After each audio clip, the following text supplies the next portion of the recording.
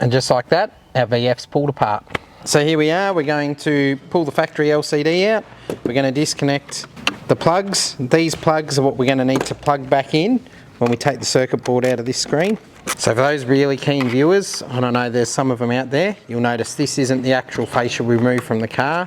The owner of this car has actually provided me with an older screen that has had some damage so that he can put his aside and keep it in Mickey Mouse condition for if he ever takes the car back to original. Alright, so here we go.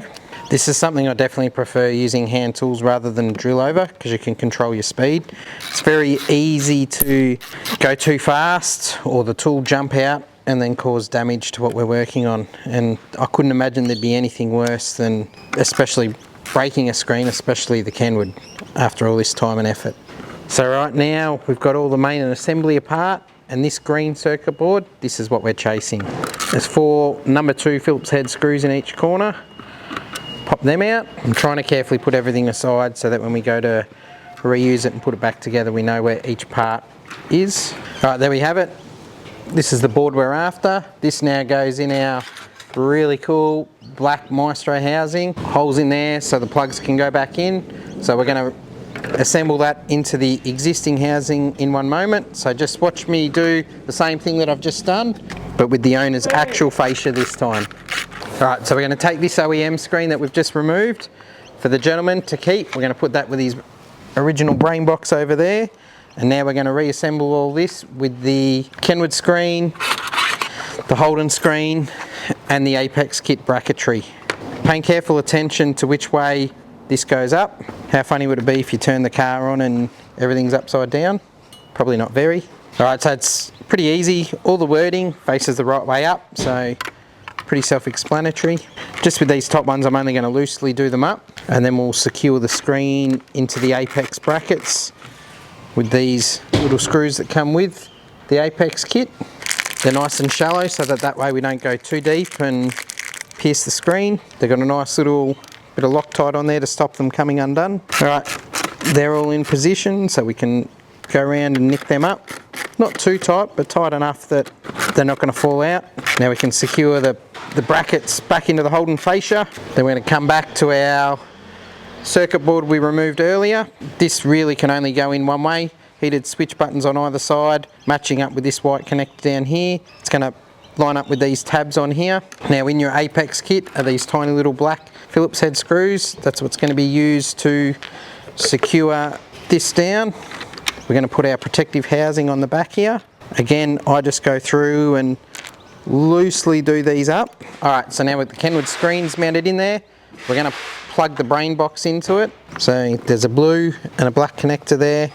They're pretty self-explanatory. They'll only go in one way. Once they're connected up, we're going to come back and reinstall our OEM circuit board. Now just be wary, these screws are almost the exact length. You don't have much room for mucking around. Just nick them up. Don't over tighten them because we don't want to crack any of the plastics. Now's where we're going to reinstall or reconnect our heated seat buttons. They're going to go in either side here. We're going to reconnect the buttons on the front of the face there in. Now you might have remembered when we removed it, there was these 3 connectors in there from Holden. Now they'll go back in, and that will allow all these buttons on the front here, the heated seats, to work. And they're the ones we programmed earlier upstairs. Now the brackets that come in the Apex kit, they're specific to the VF and this Apex unit. We're going to mount them on the side there. Note that the unit's further back than the front of the panels. So mount that in its further backmost state. That'll allow the factory hazard button to clear everything when we go to put it all back in the car. Just like that. We've mounted up our hard components. We're going to have a break for some lunch, then we'll come back and tackle the wiring.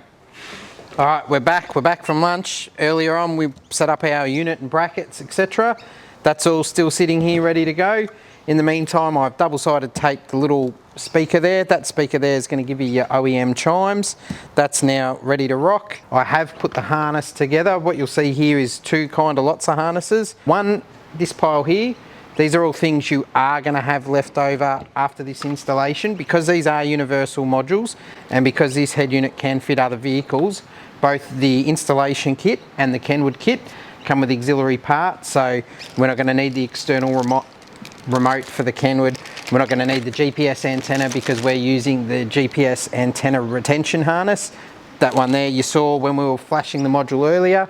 These are some extra harnesses for the Maestro we're not going to need. This little guy here, we're not going to need in this instance, but I will point it out. This is for when you've got a Bose system in your VF or an amplified system from factory. This goes in line with this connector here, and what that does is reduce the level so that the factory amplifier still sounds really good and gives you a decent level of volume. If you don't have that connected and you've got the factory amplified system, you'll find the input gain is going to be too high, and at a low volume it's just going to distort and sound horrible. So Calais, HSVs, SSVs, etc. with Bose, this will get plugged into there. Cars without Bose, this goes in the spare parts file. We're also not going to need the USB to USB-A adapter in this particular car. We've already ran, to save some time, the USB retention harness, so I've had the glove box out. You unplug the OEM USB cable and I've ran that up to behind now where the Kenwood's going to go. I've also in the meantime passed through the OBD connector for the CAN, so that's plugged in under the dash. I've loomed that up and ran that.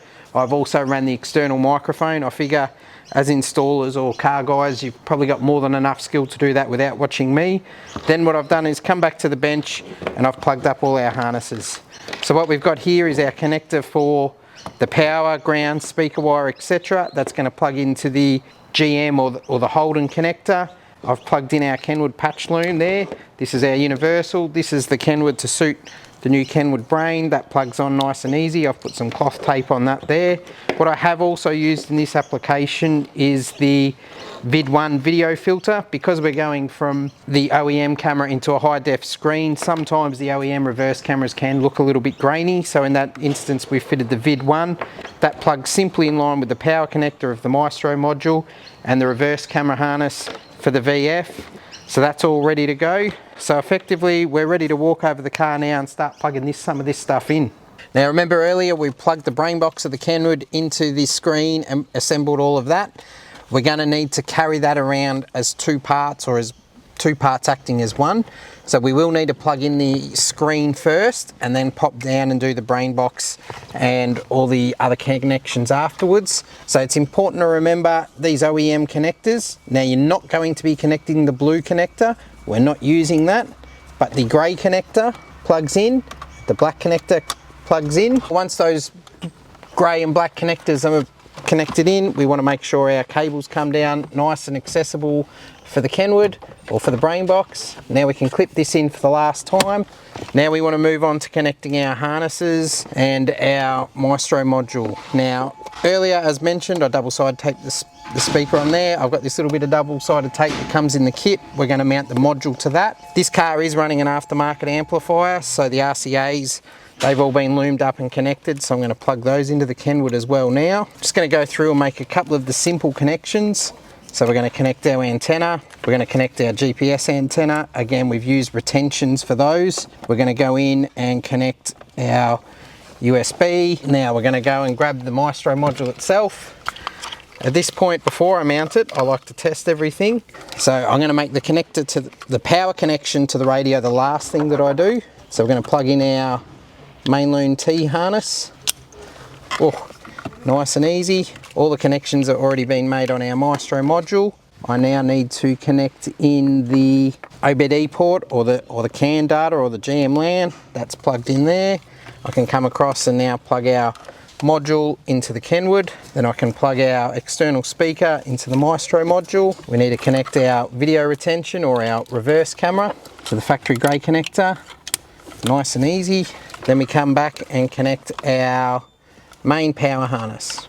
Also in this situation we'll need to connect the remote trigger wire, but I'll come back to that. So now, with all the connections made, the reverse camera is taped in nice and secure. Make our last reverse camera connection.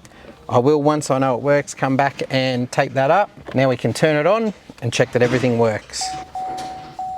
Look at that. Kenwood on the startup. Our speaker's working, we can hear the chimes. Wait for the initial boot up. We can set our language. Most of these are already ready to go. All right, we've got sound from our radio. Our buttons are working. Our reprogram keys are now working. CarPlay is not connected, so that's not going to work just yet, but I know now that everything's working, so I can go ahead and put it all back together. I just like to make sure when I've got an RCA connection, particularly on cameras or audio RCAs, that I tape them together. I mean, most of the time they're nice and tight. If they're not though, they can't come undone whilst you're driving. All right, a bit of mucking around in there, but we've got it all in. We're gonna plug our heater controls back in and the singled in brain all to go in together. And just like that, it looks like it's original again. Now we can reinstall our trims. All right, everything's back together. Now we'll just do a quick tidy up with some tools and then we'll sit down and go through all the settings within the unit.